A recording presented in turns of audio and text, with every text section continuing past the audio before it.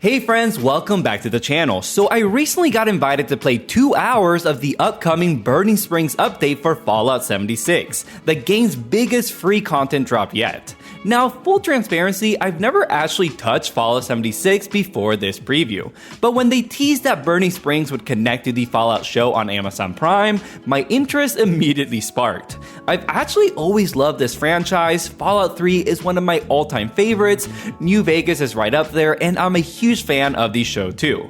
I was curious about 76 from the start, but I never actually felt like there was a right moment to jump in. The kind of big turning point Destiny 2 had with the Witch Queen, where both new and veteran players felt pulled back into the live service title. Whether Burning Springs is that moment remains to be seen, but from a completely new player's perspective, this update has done enough to get me wandering the wasteland and making some new friends along the way.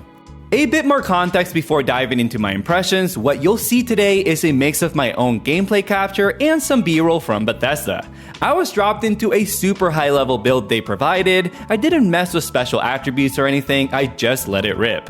And since I'm brand new to Fallout 76, this preview is focused strictly on the Burning Springs update, not the rest of the game. But let's not bury the lead here, Walton freaking Goggins is in this game. Unless you got business, keep on walking. Yep, he's reprising this role from the show as the Ghoul, and he brings a whole new bounty hunting system with him. As a fan of the series, that's just flat out cool. You first meet him in the Highway Town, the hub of the new post-nuclear Ohio region. I made a point to team up with another creator, shout out to Audrey for filling in for Andrew, and we had a blast exploring the map. The Shard Desert vibe gave me major New Vegas energy, and places like the abandoned city of Athens really stood out.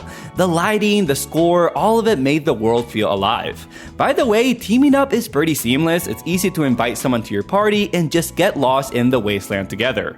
Our exploration was often interrupted by public events, but I wasn't too mad about it because they were just really fun. The Sinkhole Solutions event had us fending off wave after wave of rad scorpions, and the chaos of dozens of players reviving each other and blowing those things to pieces was a big highlight. We'd go back to Highway Town to stock up after those, and of course pay a visit to our friend the Ghoul. He doles out 2 types of bounties. Grunt Hunts task you with finding an elite enemy like this swift-footed outlaw, whereas Head Hunts throw you up against a tougher boss, but crucially you can fire up a flare for others to join in like a public event. Similar to the madness of the Sinkhole event, facing off against this Pale Rider boss was a ton of fun as more and more people joined in. You're rewarded with some great loot from these, and I could definitely see Andrew and I grinding them out, especially since completing this series of bounty missions rewards players with the Ghoul's very own gun from the show. What I'd wish I'd seen more of were story missions. Towards the end, I finally started meeting new characters and working towards impressing a towering figure called the Rust King. To get there though, I had to slog through a set of challenges like killing a set number of raiders. These were not very fun and halted the momentum, especially since my teammate and I only got credit if both of us damaged an enemy before it died.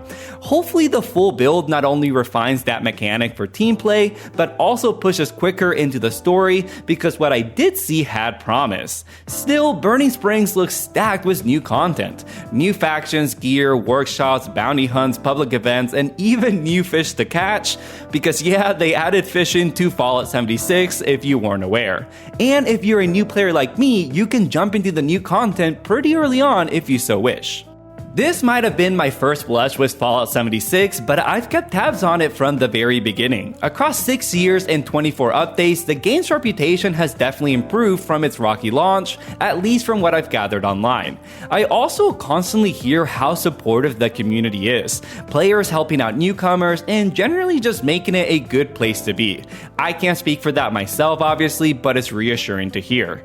Normally, Andrew and I struggle to commit to a live service game while covering everything else for the channel, but Burning Springs feels different. The chance to explore Appalachia side by side and then step into the new Ohio zone to chase bounties actually has me eager to dive in. With Burning Springs landing this December alongside season 2 of the show, this really seems like the best time to jump into or return to Fallout 76. Thanks for watching, guys. If you're new here, we cover all things co-op games, so if you want to stay in the know, make sure you subscribe and follow us on our socials. If you want to support us, check out our Patreon where we give you first impressions of games via our Patreon exclusive series, Play and Banter. Thank you to those already supporting us there. We'll catch you next time on another episode of The Co-op Bros.